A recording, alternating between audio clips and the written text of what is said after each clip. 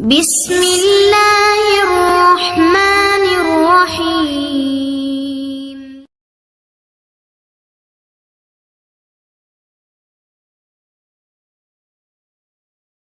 الحمد لله رب العالمين والصلاة والسلام على رسوله الكريم نبينا محمد بن عبد الله ومن تبعه بإحسان إلى يوم الدين أما بعد.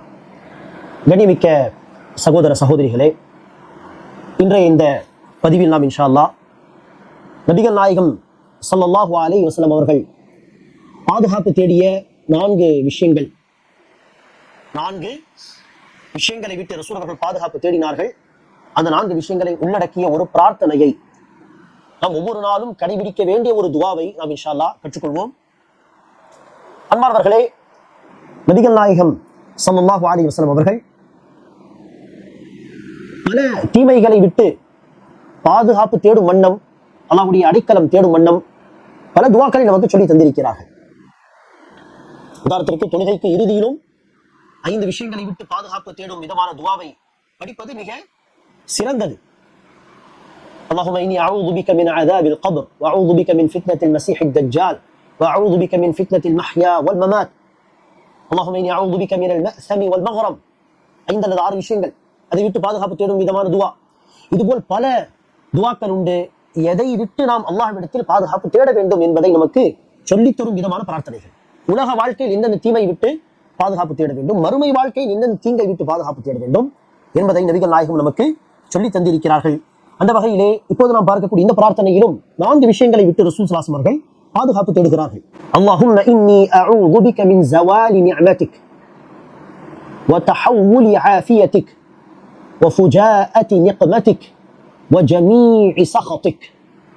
அல்லாஹும்ம இன்னி அஊது பிக மின் ஸவாலி நிஅமதிக் வ தஹவ்வுலி ஆஃபியதிக் வ ஃபுஜாஅதி நிக்மதிக் வ ஜமீஇ சഖதிக்.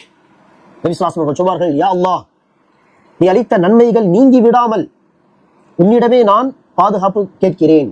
உன்னுடைய நிஅமத்துகள் என்னை விட்டு நீங்கி விடுவதை விட்டு பாதுகாப்பு தேடுகிறேன். நீ தந்த நலன் திடீரென மாறிவிடாமல் காப்பாற்றுவாயாக. நீ தந்த நலன் ஆஃபியத்து திடீரென்று மாறிவிடுவது, ஆஃபியத்து போய் ஆஃபியத் இல்லாத நிலைமை வருவது, அத்தகைய விஷயத்தை விட்டு நான் பாதுகாப்பு தேடுகிறேன். வஃபுஜாஅதி நிக்மதிக், உன் தண்டனை திடீரென்று வந்து விடாமல் பாதுகாப்பு தேடுகிறேன். திடீரென்று உன்னுடைய தண்டனை, உன்னுடைய அதாப் வருவதை விட்டும் பாதுகாப்பு தேடுகிறேன். வஜமீஇ சഖதிக், உன்னுடைய எல்லா வகையான கோபத்தை விட்டும், உன்னுடைய கோபம் அனைத்தில் இருந்தும் என்னை பாதுகாப்பாயாக.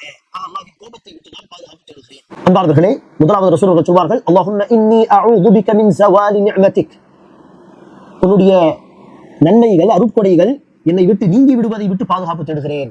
அல்லாஹ்வுடைய நிஅமத்துகள் ஏராளம். சுவாசிக்கும் காற்று முதல், இது நாட்டமே இல்லாமல் நாம் தொடர்ந்து செய்யக்கூடிய ப்ராசஸ் இல்லையா? தூங்கிவிட்டாலும் மூச்சு வாங்கிக் கொண்டே இருப்போம். இது எவ்வளவு பெரிய நிஅமத் என்பதை, மூச்சு திணறல் ஏற்பட்டால் மூச்சு வாங்க முடியாமல் ஆக்சிஜன் வையுங்கள், இது வையுங்கள் என்று கஷ்டப்படுகிறார்கள். அவர்களை பாருங்கள். நம்மையே அறியாமல் தானாக நாம் செய்யக்கூடிய இந்த வேலை, இதில் ஒரு சிரமம் ஏற்பட்டு விட்டால் எவ்வளவு ஒரு மனிதன் கஷ்டப்படுகிறான். இடிபாட்டில் சிக்கி இறந்து விடுகிறார்கள், தண்ணீரில் மூழ்கி இறந்து விடுகிறார்கள். முக்கிய காரணம் என்ன? மூச்சு வாங்க முடியாமல் போவது. ஆக இந்த ஒரு நிஅமத் எவ்வளவு பெரிய நிஅமத்தாக இருக்கிறது பாருங்கள். ஒரு அரசன் பற்றி வருகிறது. அந்த அரசனிடத்தில் ஒரு அறிஞர் இருக்கிறார். அப்போது அந்த அரசனை பார்த்து அந்த அறிஞர் கேட்கிறார்கள், அரசனே அல்லது கலீஃபா ஒருவர், கலீஃபாவே சொல்லுங்கள், உங்களுக்கு குடிப்பதற்காக உங்களுக்கு தாகம் ஏற்படுகிறது, ஆனால் குடிப்பதற்கு தண்ணீரே இல்லை. சுத்தமாக ஒரே ஒரு டம்ளரில் பாதி பகுதி தண்ணீர் உண்டு, சரியா? அது ஒரு டம்ளர் தண்ணீர் உண்டு. அந்த ஒரு டம்ளர் தண்ணீரை பெறுவதாக இருந்தால் நீங்கள் எவ்வளவு செலவு செய்வதற்கு தயாராகி விடுவீர்கள் என்று கேட்க, பாதி சொத்து கொடுத்துதான் அந்த ஒரு டம்ளர் தண்ணீர் கிடைக்கும் என்றால் பாதி சொத்தையும் நான் கொடுத்து விடுவேன், பாதி அரசாங்கத்தையே ஆட்சி அதிகாரத்தை கொடுத்து விடுவேன். அடுத்தவர் கேட்டார்கள், சரி, குடித்த அந்த தண்ணீர் வெளியே வரவில்லை, கஷ்டப்படுகிறீர்கள், சிறுநீர் வரவில்லை,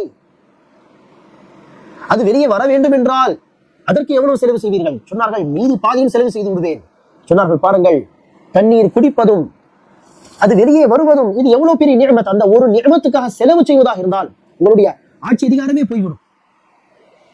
ஆனால் காசு பணம் இல்லாமல் அல்லாஹ் நமக்கு அதை கொடுத்திருக்கிறான் இல்லையா? எவ்வளவு பெரிய நியமத் இது.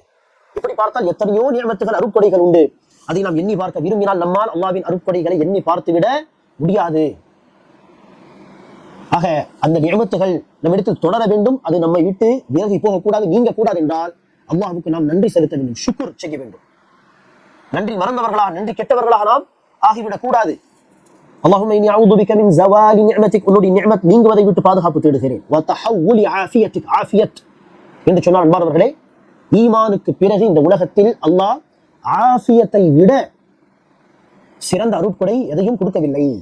ஈமான் இஸ்லாத்துக்கு பிறகு ஆஃபியத் மிகப்பெரிய அருட்கொடை என்பதாக நபிகள் நாயகம் ஸல்லல்லாஹு அலைஹி வஸல்லம் அவர்களும் ஹதீஸிலே சொல்கிறார்கள். ஆஃபியத் மிகப்பெரிய நிஅமத்.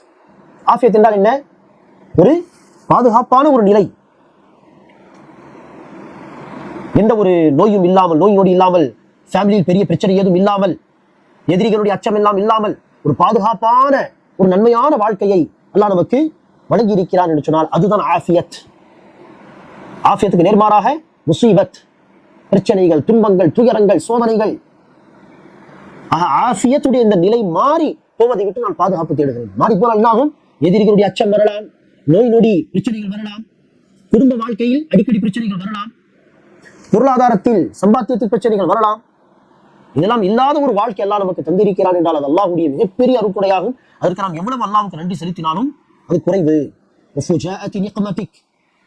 திடீர் என்றால் வரக்கூடிய அல்லாஹ்வுடைய அதாப், நாம் செய்யக்கூடிய பாவங்களின் விளைவாக அன்பார்ந்தவர்களே மறுமையில் அசாப் அல்லாஹ் கொடுப்பான். உலகத்தில் கூட பல வகையான அதாபுகள் வரலாம் பாவத்தின் காரணமாக. ஆக நம்முடைய பாவத்தின் காரணமாக திடீர் என்று அல்லாஹ்வுடைய அதாப் வருவதை விட்டும் நாம் பாதுகாப்பு தேட வேண்டும். நபி ஸல்லல்லாஹு அலைஹி வஸல்லம் அவர்கள் தன்னுடைய முக்கியமான உரைகளில் என்ன செய்வார்கள்? வனஊது பில்லாஹி மின் ஷுரூரி அன்ஃபுஸினா வ மின் ஸய்யிஆத்தி அமாலினா என்று நாம் செய்யக்கூடிய அமல்களின் தீமைகளின் தீங்கை விட்டு பாதுகாப்பு தேடுவார்கள். ஆக அது அல்லாஹ்வுடைய அதாபாகும். நாம் செய்யக்கூடிய பாவங்களின் விளைவாக வரக்கூடிய பிரச்சனைகள் அல்லாஹ்வுடைய அதாபாகும். வ ஜமீஇ ஸஹாத்திக், உன்னுடைய கோபம் அனைத்தில் இருந்தும் நான் பாதுகாப்பு தேடுகிறேன் என்று நபி ஸல்லல்லாஹு அலைஹி வஸல்லம் அவர்கள் சொல்லிக் கொடுத்த இந்த பிரார்த்தனையை நாம் பொருள் அறிந்து படிப்போமாக, மனப்பாடம் செய்வோமாக. தன்னுடைய பிரார்த்தனைகளில் இதையும் நாம் சேர்த்துக் கொள்வோமாக. அல்லாஹும்ம இன்னி அஊது பிக மின் ஸவாலி நிஅமத்திக் வ தஹவ்வுலி ஆஃபியத்திக் வ ஃபுஜாஅத்தி நிக்மத்திக் வ ஜமீஇ ஸஹாத்திக். அல்லாஹும்ம இன்னி அஊது பிக மின் ஸவாலி நிஅமத்திக் வ தஹவ்வுலி ஆஃபியத்திக் வ ஃபுஜாஅத்தி நிக்மத்திக் வ ஜமீஇ ஸஹாத்திக். ஆமீன் யா ரப்பல் ஆலமீன். சுப்ஹான ரப்பிக ரப்பில் இஸ்ஸத்தி அம்மா யசிஃபூன் وسلام على المرسلين والحمد لله رب العالمين.